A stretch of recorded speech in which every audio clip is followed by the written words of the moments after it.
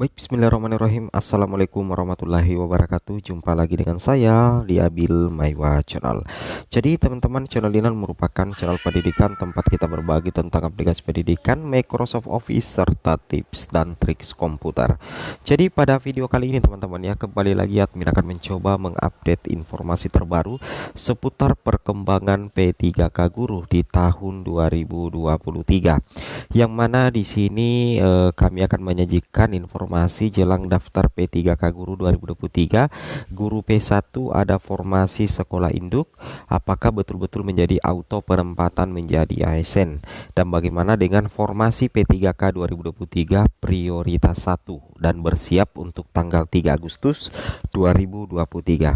Tapi sebelum kita lanjut, bagi rekan-rekan guru yang baru pertama kali menemukan channel ini, jangan lupa tekan tombol subscribe-nya dan aktifkan lonceng notifikasinya agar setiap hari Bapak Ibu bisa mendapatkan update informasi terbaru seputar perkembangan P3K Guru. Tanpa berlama-lama lagi, kita langsung saja to the point ke informasi. Nah, Bapak Ibu perhatikan di sini kami sudah menyajikan dari bahan rakor P3K Guru 2023. Di sini untuk penuntasan di tahun 2023 ya, untuk pelamar prioritas 1 itu tersisa 62.546 Bapak Ibu ya.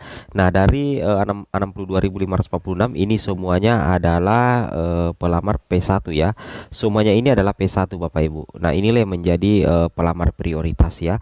Pelamar prioritas yang promosinya itu dituntaskan ya di tahun 2023 ini, mudah-mudahan saya begitu.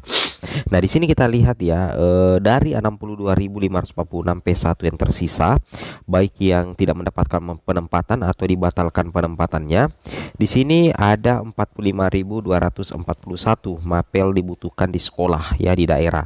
Nah, di sini nantinya dari mapel yang dibutuhkan di sekolah atau di daerah ternyata terbagi dua lagi. Ada 36.135 P1 yang akan mendapatkan formasi berdasarkan data sementara ya. Ini belum ada tambahan formasi ceritanya ya. Kemudian hanya sekitar 4,7% yang belum dapat formasi dari 45.000 mapel yang dibutuhkan di sekolahnya. Sedangkan ada 17.305 mapelnya yang belum dibutuhkan di sekolah. Ini masuk dalam kategori mapel berlebih Bapak Ibu, dan perlu untuk ada semacam apa ya, penataan linearitas dari Kemendikbudristek ya. Nah, sekarang 62.546 inilah yang nantinya sangat diprioritaskan menjadi ASN P3K Guru di tahun 2023. Terbukti dengan beberapa ajuan usulan formasi sementara dari pemerintah daerah, sepertinya itu betul-betul memprioritaskan pelamar prioritas 1 atau P1, baik yang ada sekolah induknya maupun yang tidak memiliki sekolah induk. Nah, Bapak Ibu bisa memperhatikan secara saksama di bagian sini Bapak Ibu ya. Nah, di bagian sini Bapak Ibu bisa memperhatikan bahwa untuk mekanisme seleksi P3K Guru tahun 2023 itu ada dua Bapak Ibu. Yang pertama itu adalah penempatan guru lulus PG dan seleksi menggunakan cat untuk P2, P3 dan pelamar umum. Nah, untuk penempatan saja Bapak Ibu ya, untuk penempatan guru PG ini sudah tidak perlu lagi dites, tidak akan mengikuti tes seleksi apapun lagi. Jadi begitu ada formasi yang tersedia di instansi atau daerahnya, itu bakalan langsung bisa diangkat menjadi ASN P3K Guru. Seperti itu kira-kira Bapak Ibu ya. Namanya saja guru lulus PG P3K 2021 itu akan langsung penempatan. Penempatan di mana? Penempatan di sekolah induk ataupun penempatan non sekolah induk. Tidak jadi masalah Bapak Ibu ya.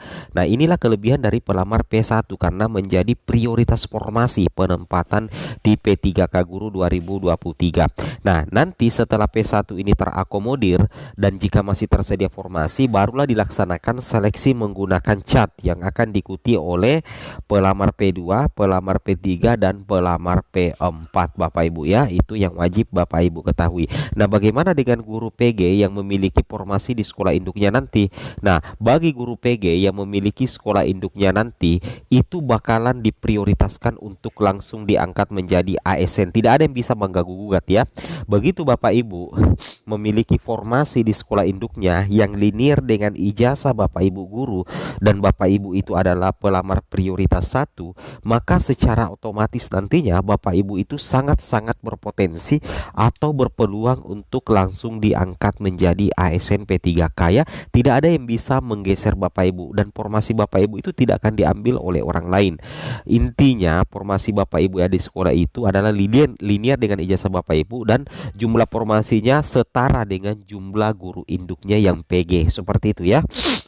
Karena kalau tidak seimbang, misalnya formasi satu sekolah induk, guru induknya 2 PG, itu bakalan di ranking lagi Bapak Ibu. Kan logikanya seperti itu ya.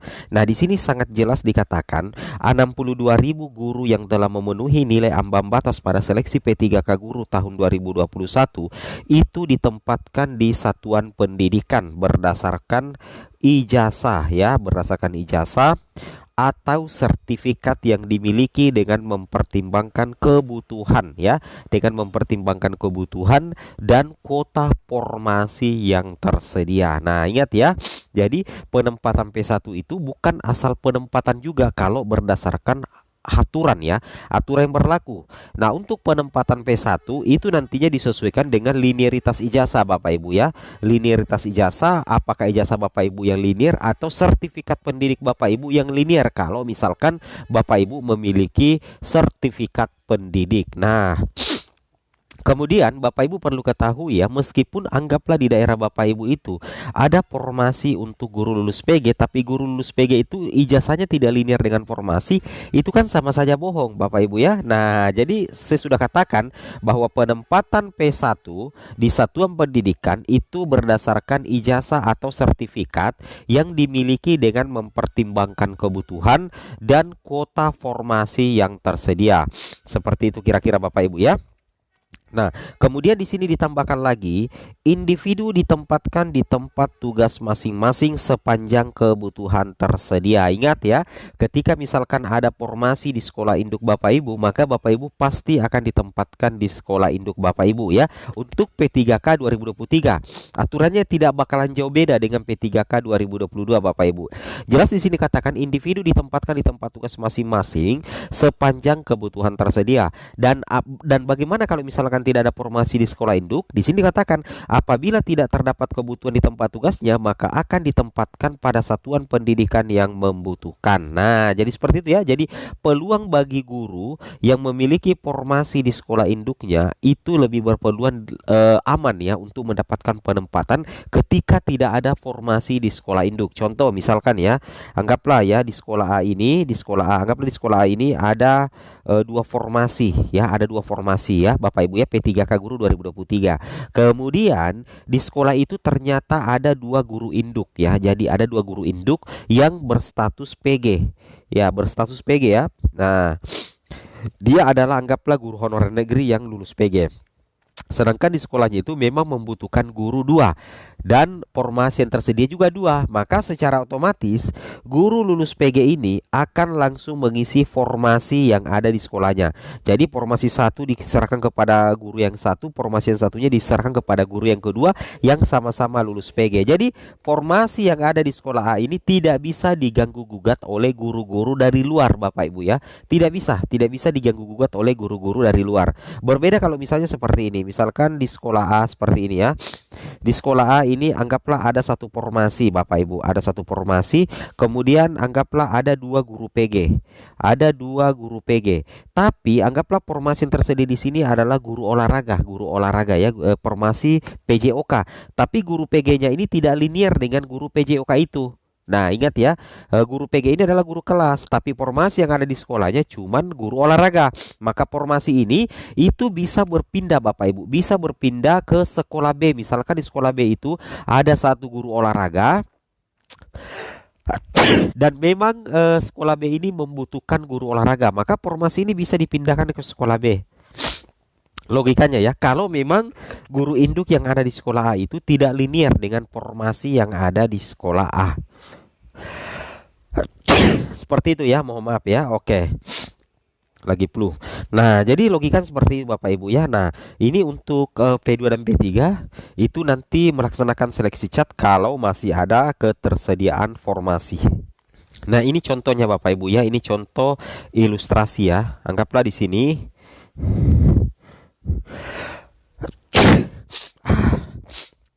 Dibuka ya, dibuka dua formasi pada jabatan yang sama di instansi Provinsi DKI Jakarta. Nah ini kan ya, nah ini sekolah A, kebutuhan satu, guru honorer satu ya. Ini guru honorernya. Nah otomatis guru honorer ini langsung mengisi formasi di sekolah induk ya, langsung mengisi formasi di sekolah induk. Nah, sedangkan di sekolah B, di sini kelebihan guru. Nah, ada THK 2. Tapi di sekolah C itu tidak ada guru honorer, tapi ada kebutuhan satu. Formasi dari sekolah C itu tidak dipindahkan ke sekolah B, Bapak Ibu. Tapi guru yang ada di sekolah B ditempatkan di sekolah C. Jadi kita bisa ambil kesimpulan bahwa penempatan guru lulus PG di sekolah induk itu lebih berpotensi lulus menjadi ASN ya, apabila di sekolah induknya itu ada kebutuhan dan ada formasi yang linier. Oke ya, semoga bermanfaat. Assalamualaikum warahmatullahi wabarakatuh.